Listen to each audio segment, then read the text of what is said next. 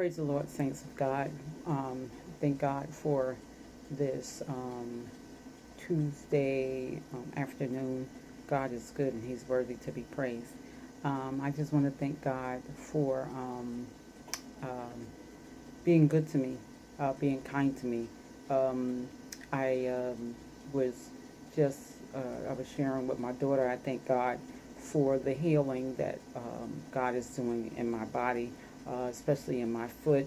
For those that didn't know, I had um, an injury during the pedicure, and um, and then ultimately the wound got infected, and I had an amputation, and where the doctors and nobody um, had any, like, real, they used to doing things a certain way and everything, and I just told them what the Lord said, and my beautiful doctor followed along with it, and so the foot is being restored, um, as our bishop prayed over my foot, and it's being restored. My entire heel has recovered, and it's amazing. And doctors have been coming in to look and see, because they have not seen anything um, um, as what has gone on.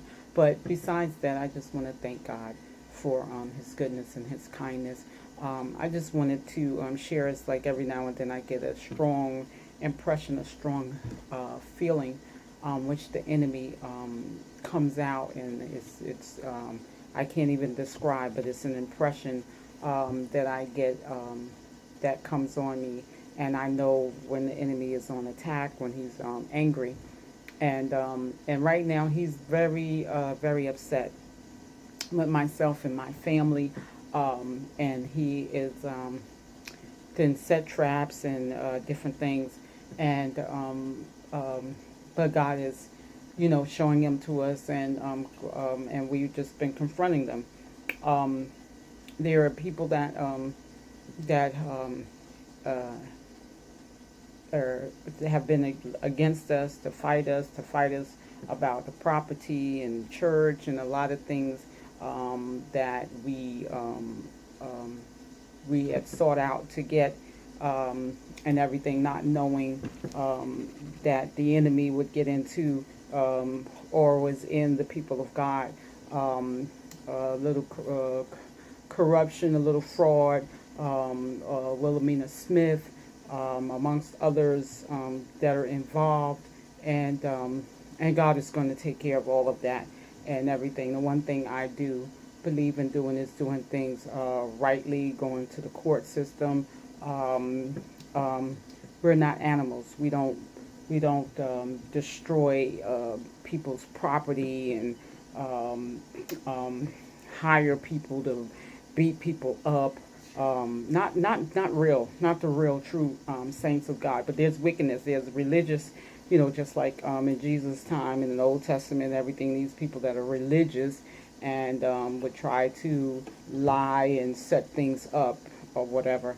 I've been set up so many times. It's not even funny. I was set up by a former landlord that tried to switch the addresses on the property, to say that we were not paying the bill, and had a lawyer send me the information and everything, and so God just said, look at the address.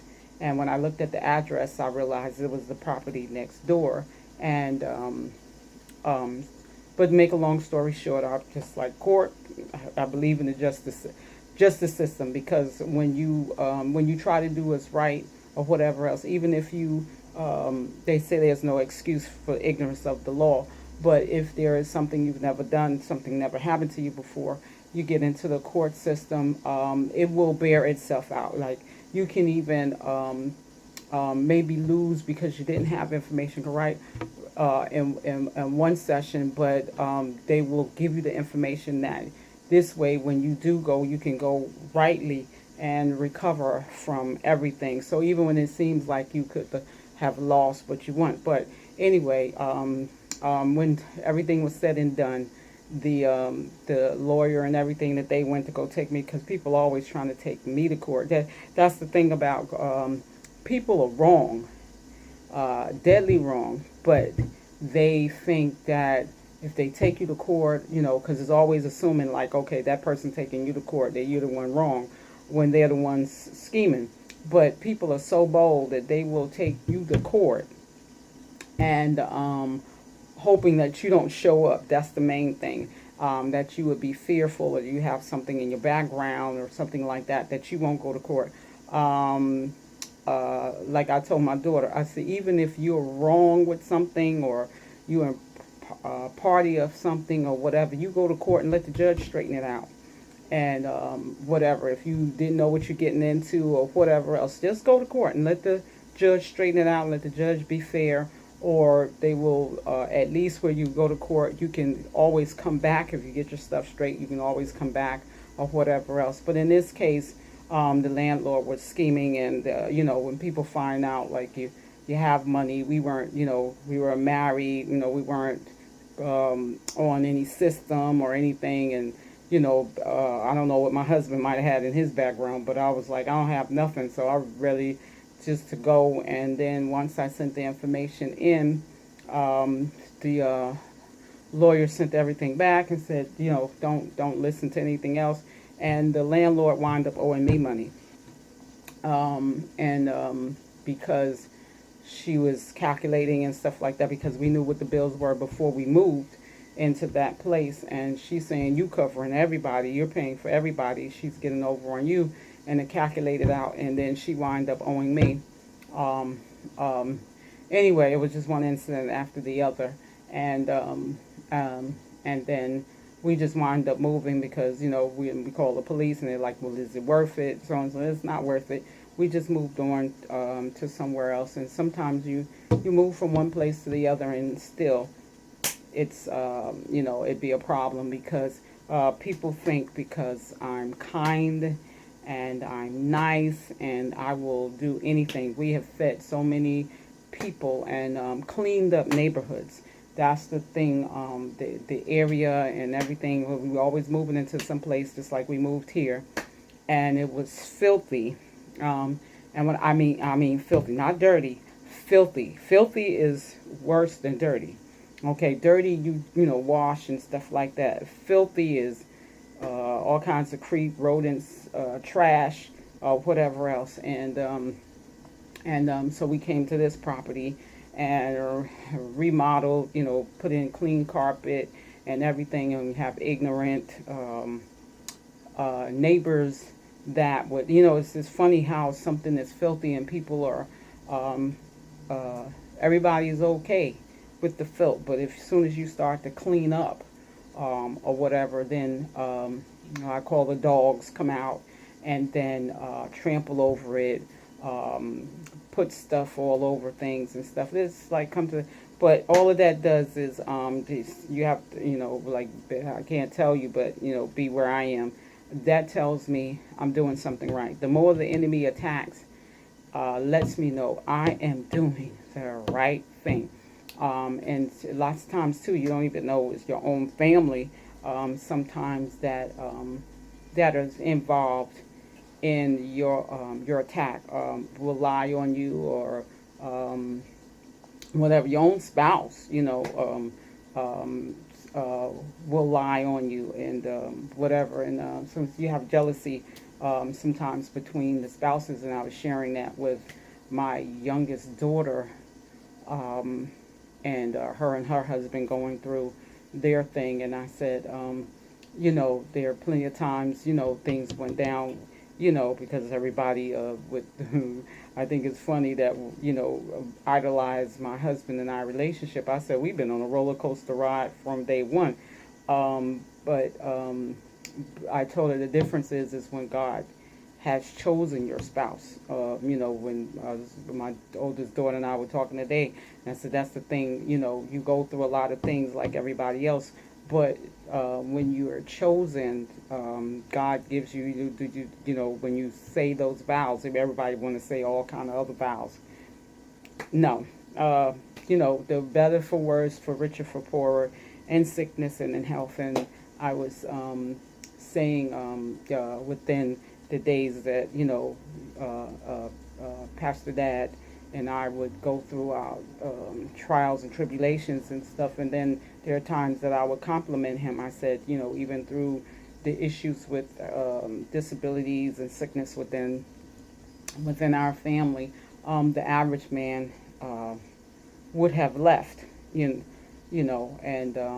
not want to be associated with it or anything else. And he's still here for whatever reason, and everything.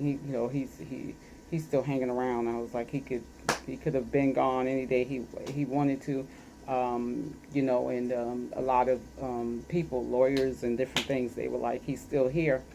And I was like, he's still hanging around, and everything. And they laugh and whatever else. And there's a lot of sometimes abuse because of under circumstances where I've gone to court and we won. And then sometimes abuse comes up where the spouse, the husband, then try to bully the wife, beat the wife, intimidate the wife, and everything, so they could get the money, or the monies are turned over and everything else like that. So, these things come up and everything, and stuff. And then I was just like, that wouldn't happen because what was done by me and through me. And the prophecy was to me. And so I would not give up anything that God gave me to give to anyone. The rule over. God trusts me, and so therefore, if He trusts me, then why would I then turn it over to let anybody rule over it? Just everything, just get on hold with it until I am able to, to then do what I need to do.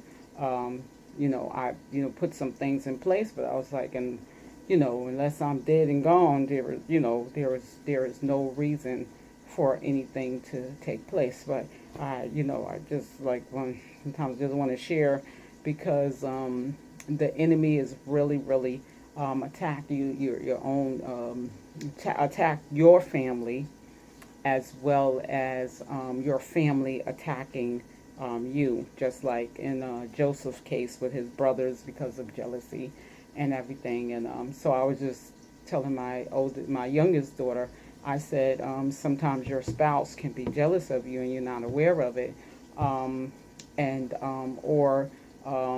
in terms of men doing what they said, the old school thing, try to keep the woman barefoot and pregnant and down, and take everything from you, where you can only rely on him and you can't do anything, and try to move you so far away from your family so you won't have no support, and things like that. And so I said, my husband and I did that thing one time where he was supposed to go to school one semester or one term, and then I was supposed to go to school back and forth, to where he went to school, and then he would then register whether he would go or not, and whatnot. And but because we had the two daughters and everything, he had the upper hand. And I said, that's okay, I'm not worried about it. I said, there's going to be a point where I'm going to be able to go to school, and it won't matter whether he's supported or not. And so yes, that happened, and I was able to go to school, go to York College, and then when I went from York College, when I was about 38 years old, I went to medical school, and I was able to pass the state board exam at 38 years old. I was just so excited, and I was a B student, when able to go to school. Anything you want to do, you can do it, male or female. You can do it. The enemy does things, and it look like it's going to stop you or whatever, and it's going to hinder. But when God has something on you, you can do it. You can, you can settle, which would not be good. But if God has something on you, you push forward. And I was remembering the time when Bishop Willie G. Robinson called me in the office when I was in my teens, and he said, Sharon, he called me Sharon. He said, Sharon? I said, yes. I said, yes. And he says, he said, 5 preachers came and asked for your hand in marriage. I was like, stop playing, And he said, no, for real, for real. He said, what you gonna do about it? I said, I'm not gonna do anything. He said, you're not gonna do nothing. I said, nope, I'm not gonna do anything. I said, if they can stand, they can take me. I said, because I'm not changing. I said, if they can take me or whatever, and they want me, I said, well, whoever it is whom God wanted to be. And I said, we just going to stand the test of time.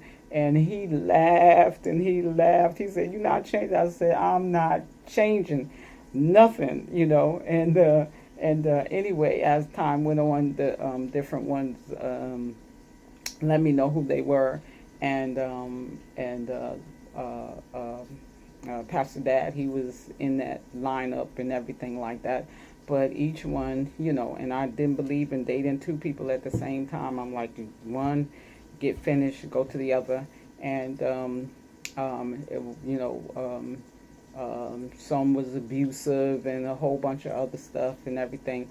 But, at the end of the day, it was whom God chose, which was Pastor Dad and everything. But in my teens, it was it was prophesied, and then I dreamed about how God was going to financially bless through the injury of one of my children, and that happened, and the Lord blessed us.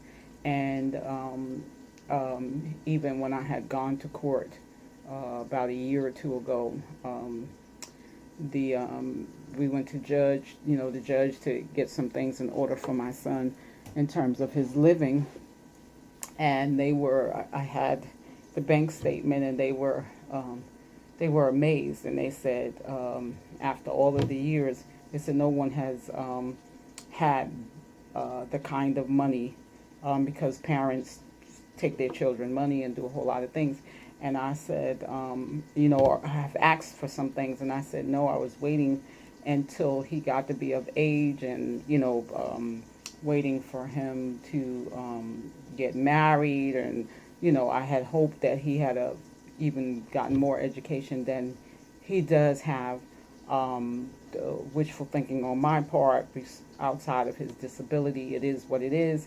And but things, I had things set in place for his protection and for to enhance his life. Not even knowing that after everything we went through, even if I would be here today and whatnot. And sometimes we forget the things that God has showed us. But, God has a whole other destiny, the pastorship and school and whatever else for my own life. So I couldn't go nowhere, just like he can't do anything that he wants to do. We have to fulfill what God has chosen us to do. So I just thank God for what he's doing in my life. There, like I said, the dogs that are around and everything, and, they just come to take from us. And people think, oh, they go one way or the other. Oh, just be nice. My father would say that, oh, just be nice to her. She'll do, whatever. No, that's not going to happen. If God tell me, I don't care how nice you are. In the movie, a little girl said her father told her that if people need something from you, you can't trust them. You can't trust them if they need something from you. And I thought about that, and I was like, yes, that's true. You don't know if people need something from you. You can't, they may say or do anything because they need something from you. So you can't trust that. But you got somebody, an independent party that has nothing to gain or to lose. More of that in business. They would even tell you, don't go with the first thing that someone tell you. Always get a second or third opinion. And when you go to the third opinion, get somebody that has nothing to gain from it, and you can get a better point of wisdom in anything that you're trying to do. So I just thank God for everything he's done and everything. And I thank God for the strength. I thank God for even my beginning. I've always worked. Um, my parents would say, Sharon, why you don't ask for things. If you need something, you won't ask. They try to give me money, my uncles and stuff. I wouldn't borrow a dime from anyone. I mean, not anyone. No family, no nothing. I would not borrow any money. Whatever I had to do to make it work, extra hours or anything like that. So ever in my children's life or anything else like that, if any money has ever been borrowed, it would be from my husband. It definitely wouldn't be from me, because I have a standard, and I've never wanted to owe people anything. I don't even like to owe credit bills, and I fuss at my children. I was like, even with credit cards or whatever else and stuff like that, you go so far and you max them out. I was like, you have to pay it off. You shouldn't, just go get another card and different things like that, because it's not. It's just because it's a bondage, a chain, and you don't want to do that and dodging back and forth and everything. Is like, pay your card. You get so far, pay that off. You get so far, pay this off. It's good not to. It's good to be free. That's why even in terms of, I was like going toward with the pastorship and everything, and I had actually 34 members of my church, and that God had given me the rule over, and starting for just my children, and then the growth and stuff and everything. I said I never wanted to be where the members would ever be threatening in terms of, if they don't pay tithes or give offering, that I'm gonna give way and let them sin and do anything. No way. I rented $100 I would give when it was just myself and my children. $100 I would give for the space of 2 hours, 7 a.m. in the morning, at my father's church, and I gave him $100 because of that time, because he was saying to me, he said all the things that I, doing and everything, and other people ministries and even supporting his. He said, don't you think you should be doing that for your own church? And yes, right. Because people, we would go and support, and then the next thing you know, they trying to make us members of their church and everything. And no, Bishop Ithiel Clemens said to my husband and myself, he said, do not join any church. He said, until God just go and help and support. We were doing evangelist work and supporting, and it's just a thing with churches and everything. You go and you support. They do not, they pray and ask God for help, and you come to help, and then they want to own the gift. When at times come, I say, time to go, and everything else like that. Even to the point of where you go and help a church, and then they make up a fake certificate, new membership, and give you a thing to say that you're a member. The devil is a lie. You lying, and stuff. And one pastor telling his member, to take us home because we were a member of the church. And I said, we're not a member of the church. I said, we only went there twice. And we just came there because he asked to come, and my children, play. My daughters, we all sing and everything like that. We've been on television. We've been on radio. And everything, and I said, you invited us to come, so we came. And then the next thing you know, he's lying and telling the people we're members. Even my own father, he was like, we're not members of there. He's my dad. He would always say, he said he would pray, and he said he asked God to send help, and he said, and then you show up. So I would laugh, and I was like, what are you looking for? It's not my fault. I don't know. You pray, God send me. We do what we do, build up the church, and we out. That's it. So that would be funny. I was like, maybe, God is trying to tell you something or whatever. I don't know, but he, that would be his thing, and he would be angry. He would be angry and whatnot. But we would come, we would build up the church. Even the time he was had surgery, he was sick and he was out, and his own members were saying that he was dead, and people were coming that had heard from the jurisdiction and everything, come in to make appointment to preach at the church because they wanted to petition for to be the next pastor.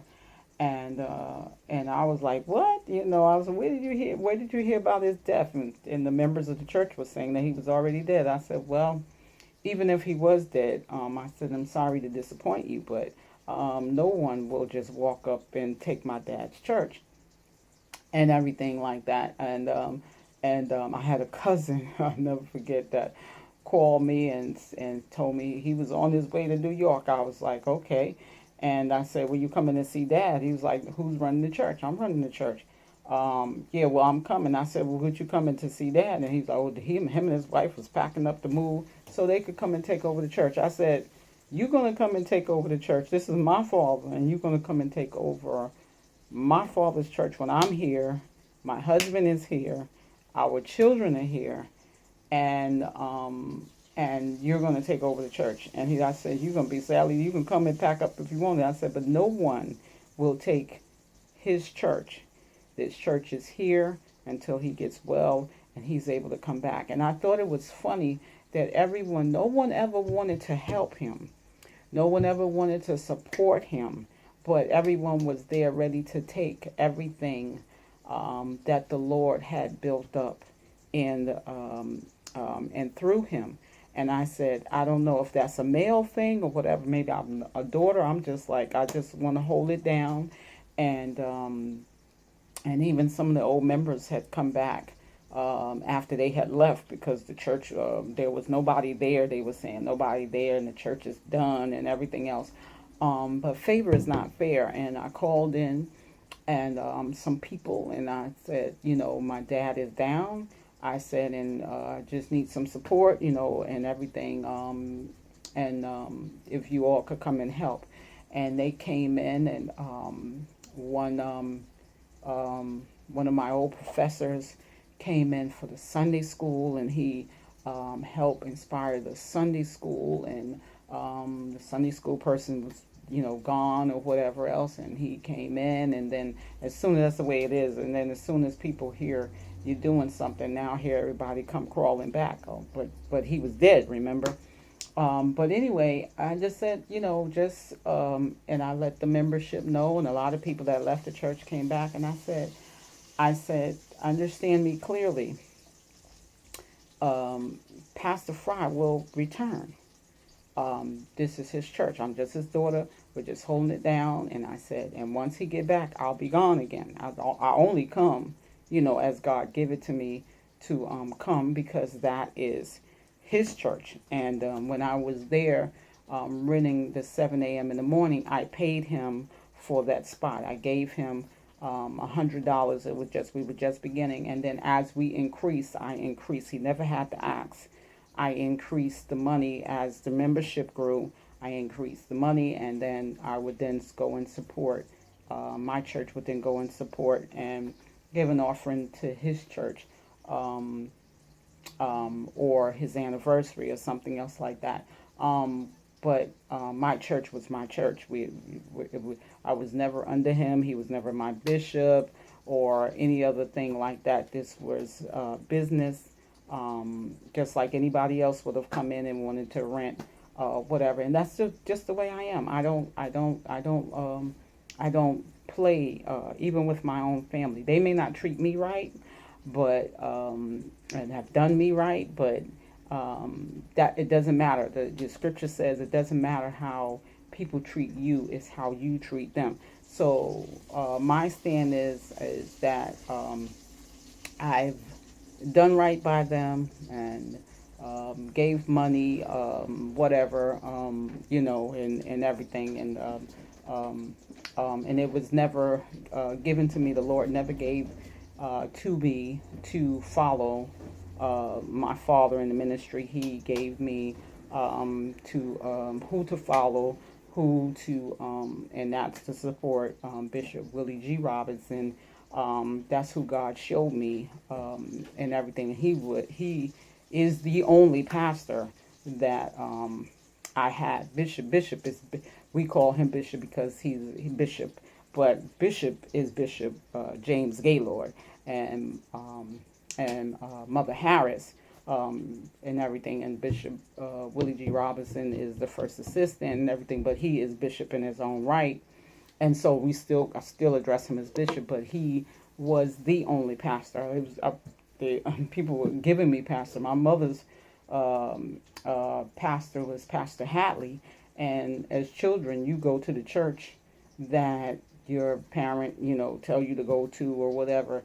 And I went there because they made me go, and everything. And he has a family daughter that's a pastor, and son in the military and everything else. But that was never my church. I went there because they made me go. And then when I got to be old enough, I prayed. I said, Lord, when it came to Bishop Robinson, I said, I want a real, somebody that I know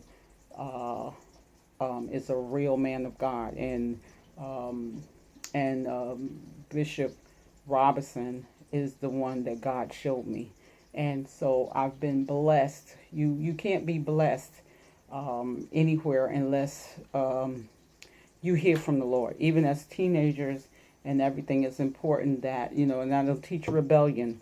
Definitely don't teach rebellion or anything else like that. I didn't rebel. I went where my parents told me to go until I was, able to. I was in school and had my own money and